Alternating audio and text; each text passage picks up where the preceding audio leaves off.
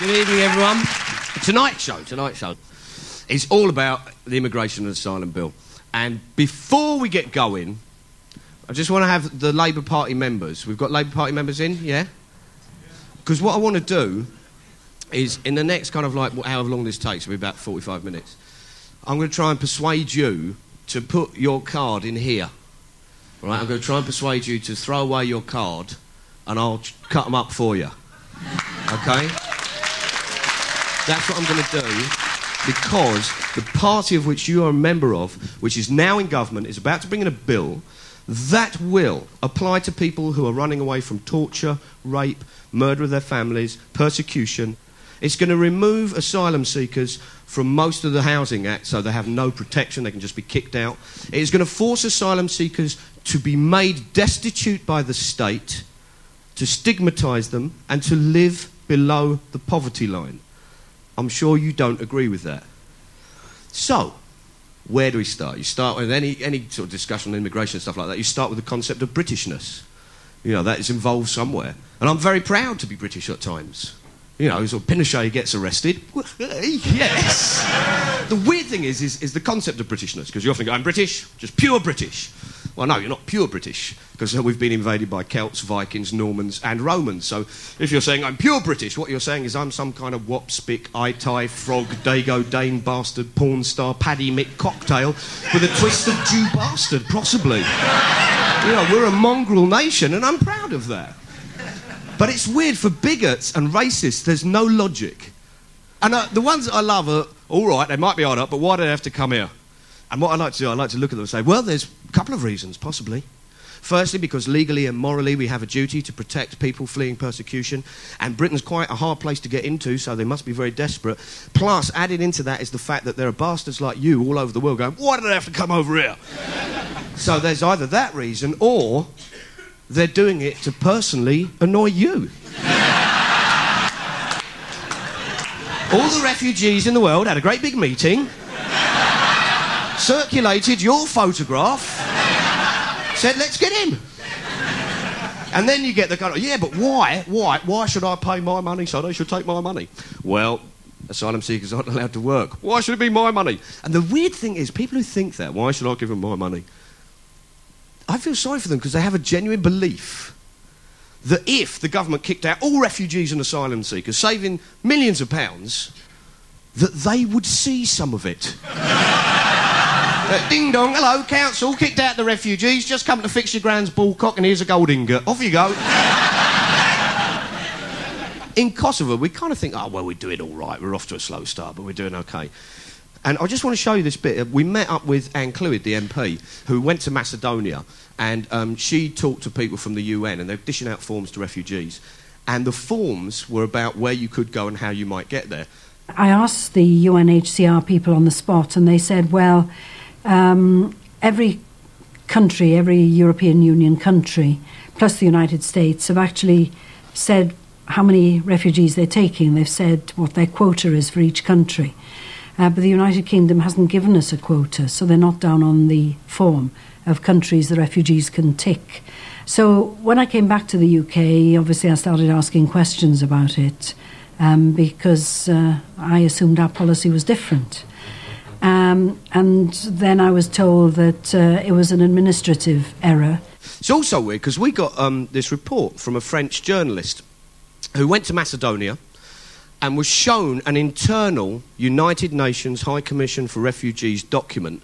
And that document detailed advice to aid workers, telling them what countries wanted which specific type of refugees. And in it, this is roughly what it says, the Israelis want children of high intelligence, which is a bit odd. You've just seen your dad shot off a tractor and your house blown up. Come on in, there's an oral exam, then a multiple choice. That's kind of weird. The Americans don't want people with HIV or AIDS. The Australians don't want medical cases. Britain does want medical cases, but only if they're single, because families tend to settle. And you suddenly think, excuse me, isn't this cleansing in another name here? This is very, very weird.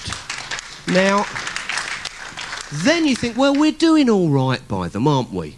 We're accepting thousands. Remember a month ago, the war was a month in, and Britain had agreed to accept 161 refugees. Thousands pouring over the border, and we've said, we'll have 161. NATO have fucking killed more than that. And we'll have 161. And then it kind of bumped up a bit. It said, no, we'll have a few thousand, it's all right. Because Tony went over there. And there's people going, Tony, Tony! And the press are saying, look at the adulation. No, it's desperation. You know, you then look at the Kosovans who came before, or you look at the other people who are fleeing persecution, the other asylum seekers. And we thought, right, we're going to go and try and find out about the bill. We went into Parliament, right, to visit the committee stage, because they discussed the bill in committee stage, and the public are allowed to watch. And the thing they were talking about when I got there was they were talking about making asylum seekers sell their assets before they could claim any benefit. Right? That means if you're a single bloke and you've got over 200 quid worth of assets, you've got to pawn them, live off them, before they'll give you any benefit. And I'm sitting looking round the committee room. Half the Labour people who are there to scrutinise the bill and have chosen to be on the committee are nodding off. There's a bloke writing letters, a Labour MP writing letters. And I thought, this is probably what it's been like the world over. Adolf Hitler having a meeting about the final solution, and in the corner, some bloke, 3 down. Oh, Guillemot. There's this banality of evil. And Diane Abbott, the MP, stood up and said, is the Minister for Immigration, Mike O'Brien, is he telling me that we are going to force asylum seekers to sell their jewellery before they can get assistance from the state? Mike O'Brien stands up and says, that is just what we intend to do. They have to strip off their rings and jewellery and pawn it before they can get any help whatsoever, and the help will just be food vouchers. You know, if Michael Howard had suggested this, the Labour Party, Mike O'Brien himself, and the Liberal press would have been screaming from the rooftops. But New Labour does it, and everyone is curiously silent. So I waited outside. I thought, I'm going to get Mike O'Brien, Immigration Minister. So O'Brien comes out, hello, I'm Mark Thomas from Channel 4, and he's off down the corridor doing that kind of Olympic walk. The week afterwards, I went into the committee again, and this time I went in with this lady here who's rather lovely, and her name's Bea Green. Hello there, lovely to have you. And Bea came from Nazi Germany in '38 on the Kinder transport. After the Kristallnacht, the night of the broken glass in November '38, Jews were in dire straits in German-occupied territory, and they wanted more Jews to be allowed to come into the country. And a little bit like today, the answer was no. But they persevered and said, well, what about children? So you're a refugee from Hitler's Nazi Yes, Germany? I was a refugee from Hitler's Germany, yes. And we went in to see Mike O'Brien, and Mike O'Brien comes out of the committee. We were waiting for him outside. He comes out, hello, Mr. O'Brien, I'd like you to meet Bea Green. And he just went, hello, Bea. Off down, didn't he? He was straight down the corridor, and he's doing this kind of head down to sort of like avoid the wind resistance, kind of like this. And I'm after him, and you couldn't keep up. He was just pelting off. I was chasing him going, I just wondered if you'd like to talk to Bea Green, because she's a refugee, and she's got one thing she wants to say to you. And I'm sure she does, Mark. I admire you for trying. I really do. Well done. Lovely to see you again. I admire you for trying. You're in a private area now, Mark. You can't come here. Bye-bye. And I just thought, a democratically elected fucking MP going, Vay Knights can't get me. You know, Bea didn't get to see him. But we're going to show you what Bea Green wanted to say to Mr. O'Brien. I would have loved to be able to tell him what it's actually like to be a refugee. It's wonderful in a way that you cannot imagine it, because you've lived such a normal life. But if somebody can come and tell you, nobody leaves their homeland, their bit of earth, willingly. It's a trauma.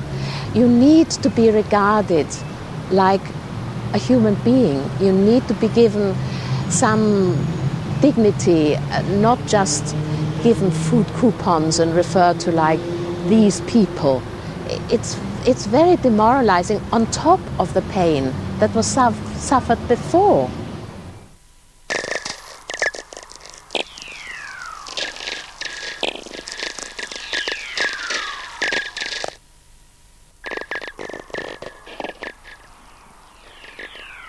You see, the old law that the Tories brought in was that if you're an asylum seeker and you married a British national, you had to prove you weren't getting married just for the passport.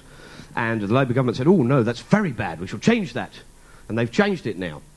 Under the bill, if that goes through, it will be law now for a registrar from a registry office to report any asylum seeker who marries a British national who that registrar deems to show an insufficient love within the relationship. And we just thought, this is mad. How can they do that? So what we did was we sent every single MP a questionnaire. And we sent it off to them, and we asked them to give their nationality, their parents' nationality, and we asked them to mark their parents' loving relationship from a sort of number of 1 to 10. Now, some of them actually sent it back. And one person sent back, all right, get the point, thanks a lot. Another bloke sent us a thing back, and he only gave his parents 8. And we thought, oh, that's a bit weird, because if you get a questionnaire, you go, oh, 10. But no, did it? No, they didn't deserve 10. They sent me to boarding school. It's time for payback. And another bloke called Nick Palmer didn't reply, but he wrote back to us. He didn't send the questionnaire back. He wrote and he said, this is not a proper survey. It has no academic foundation. It is, in fact, a satire.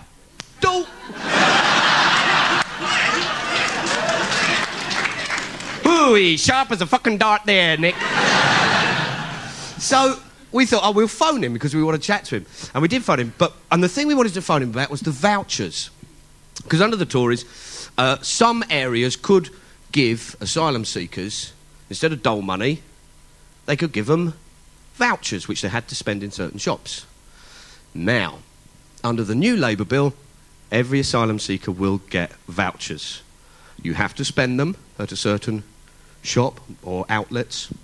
You have a set rate, which is they give you 70% of the benefit you would get if you got cash, so they are now being paid below the poverty line with vouchers. Then you start getting these other reports of asylum seekers on the vouchers being refused to buy a yoghurt. No, that's a luxury item. A yoghurt! Even the Daily Mail couldn't spin that one. Yeah, refugee yoghurt scandal. When will the theft of our dairy products stop? 92-year-old pensioner said, I fought in 2 world wars and I've never received so much as a Kraft Dairy Lee triangle. It's an outrage. We met a bloke, this is completely true, we met a bloke who told us a story of his friend who tried to buy a pair of socks and a pair of pants and was told by the person on the till, take them back and put them there, you can't buy them on your vouchers. Since when has a pair of pants been a luxury? A desert island dish, Sue Lawley, what would you take as your luxury? Oh, pants! I should tell you about a guy that we talked to. Is Kosovan. He came out 2 months before the bombing started, and he's on the voucher scheme. And him and his mate live in a hostel, they cook together, they share the vouchers, it saves a bit of money, they can get a bit more with the cash if you're cooking for 2. Hate to sound like Delia, but that's the fact. So he goes to the supermarket, hands in the voucher, it's his mate's voucher.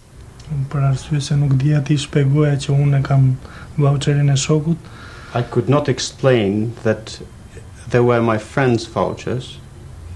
Nuk mundja që ti sërë dhe ato thirrën policinë të tjerë. So they called the police. The bloke is then arrested, taken away, kept for 5 hours, said, unless you sign an official caution, we'll take you to court.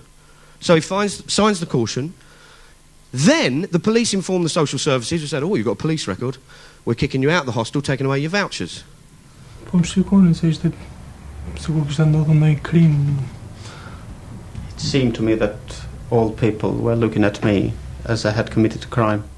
This guy is a guy who came from Kosovo, hasn't seen his family since October and doesn't know where they are since the bombings. So we've got a couple of questions that we wanted to ask Nick Palmer about the vouchers. Phoned him up. Hello, Nick. Oh, hello. Who's that? Mark Thomas, Channel 4. Hello. Just can we have a quick chat about the vouchers? Yes.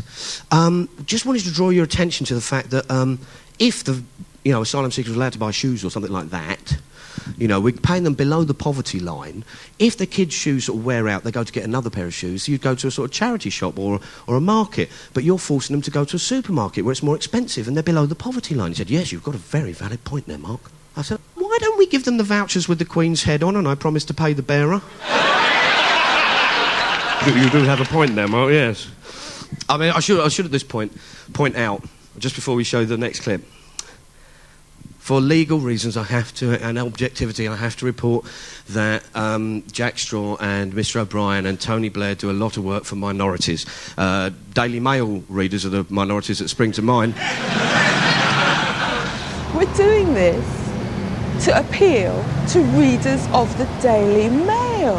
This is all playing to a Middle England agenda that believes that asylum seekers are all types of dreadful things. I mean, and the other thing about it is, this is what happens when you form social policy with reference to focus groups. No doubt, Tony Blair has got a focus group somewhere which said we don't really like refugees. So guess what? We force them to destitution. There's no reference to what's right, what's just. It's just what the latest focus group said about popular opinion. So, if you're a Daily Mail reader, I just have to say this to you. The voucher scheme will cost 4 times as much to administer than the present cash benefit system. I say that not because I think that I can change your mind, but it's just good to piss you off. We thought, well, no, we've got to try and get O'Brien. Right? There he is, down there. We thought, we've got to try and get to him and speak to him. There's a whole loads of stuff to talk to him about. So we think, right, we'll go and see Mike. Now, we've played 2 away games in Parliament. So we thought, right, we'll have a home game. So we visited his home. And we took with us some Kurdish dancers and a Guianan band.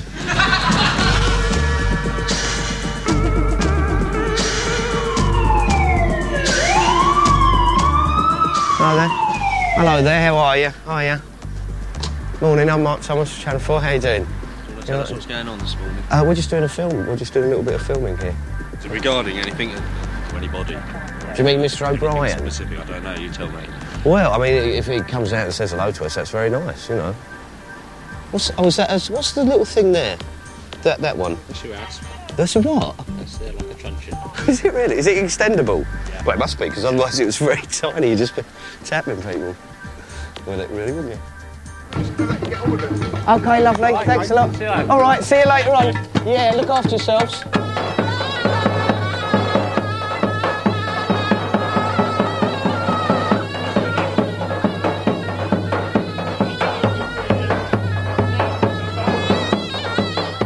Morning, Mr O'Brien.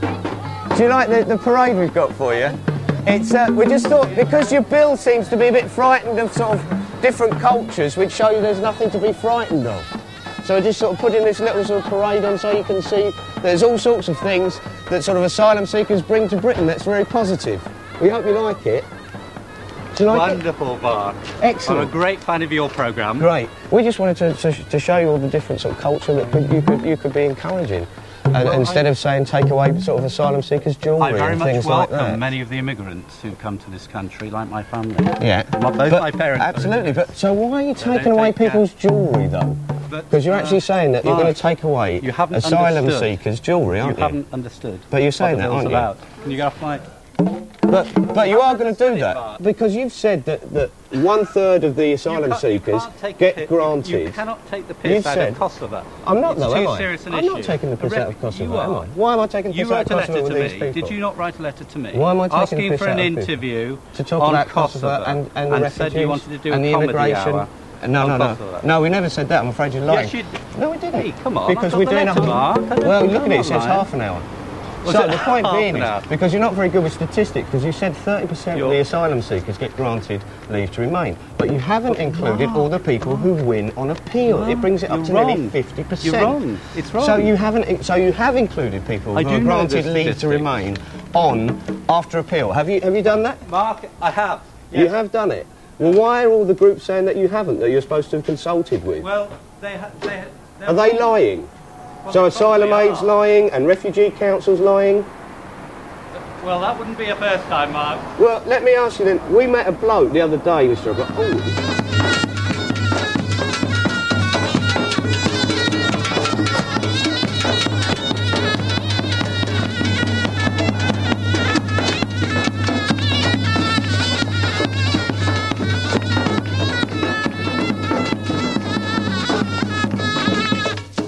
Now, it's interesting what he's just said there, because he's actually accused Asylum Aid of lying, he's accused the Refugee Council of lying, and they're a government-funded body.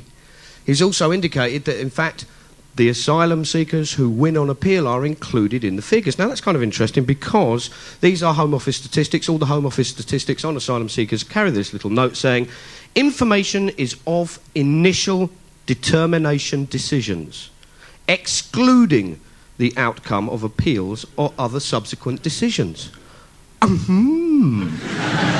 Curious, Mike. In fact, it gets even more curious because in an answer in the House of Lords, Lord Williams, a spokesman on immigration up there, he says, a government spokesman, he said, I regret that equivalent information on grants of asylum or exceptional leave following an initial refusal could only be obtained through the examination of individual case files and therefore at disproportionate cost.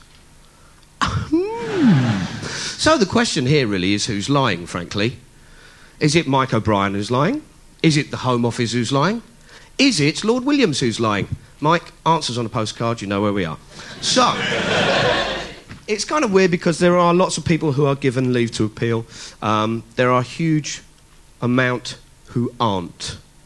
These are some of the reasons that have been given for refusing people asylum. These are since the Labour Party has come to power. You state that the men drove you to a place 1.5 hours away and told you to run before they opened fire on you. The Secretary of State considers that if the men intended to kill you, they would have done so straight away, rather than give you a chance of escape. Fact. At an appeal, an Algerian was asked, if they really wanted to get you, why did they shoot you in the leg and not the head?